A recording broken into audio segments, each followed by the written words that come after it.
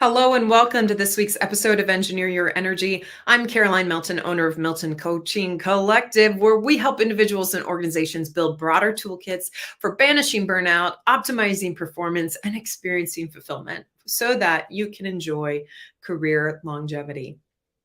Each week on Thursdays, we come live across platforms to talk about the habits, the steps that individuals or organizations or both can take in order to build toward that future. We're passionate about gender equity for women in STEM. That's what drives us day in and day out with each decision that we make to ensure that we are building towards that future where we have this wonderful representation of all people and of all genders in the world of STEM. So this week, as it is the first Thursday in the month of July, I want to highlight that July celebrates two different things. Well, more than two different things, but I'm going to focus on two different things. One, July is Social Wellbeing Month. And second, July is Disability Pride Month. So what do these two things have in common? Now, over the past couple of years, I've been involved with a Kansas City area nonprofit called Geeks for Kids that takes little Power Wheels cars, little electric vehicles, and we modify them for kids who are in wheelchairs or who have other mobility limitations. Why do we do this? Well, you see, over 500,000 American kids under the age of 5 have these mobility limitations, and many more school-age kids do as well. Far too few have access to devices that give them free movement. Why is this important? Well, babies and kids who cannot move about as other kids can suffer an exploration gap.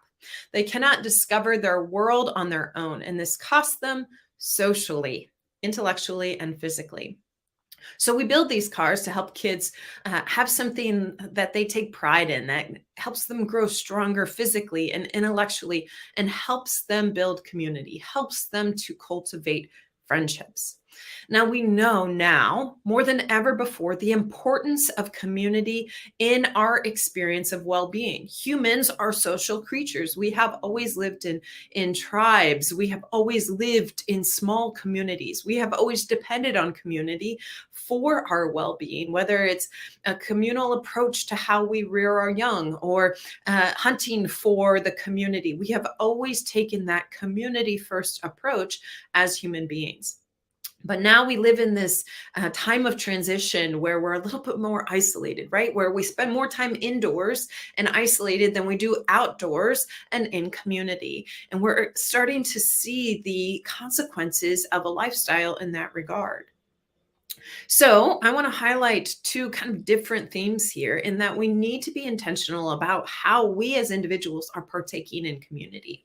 But then second, as organizations or as communities, how are we ensuring that we're creating inclusive spaces and opportunities for those who have disabilities to come and be authentic, to come and be well?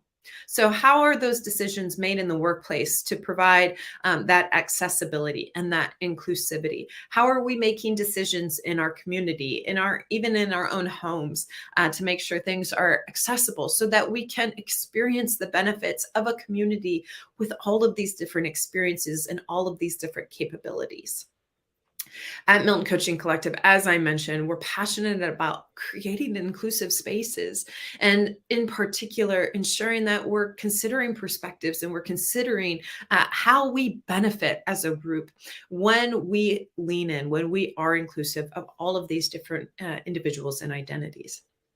So my charge to you today, this week and this month is to really step back and ask yourself, first and foremost, what can I do to lean into community myself? And then secondly, what can I do to create more opportunities for inclusion, for differing abilities with those on my team, in my community, in my organization, even in my neighborhood?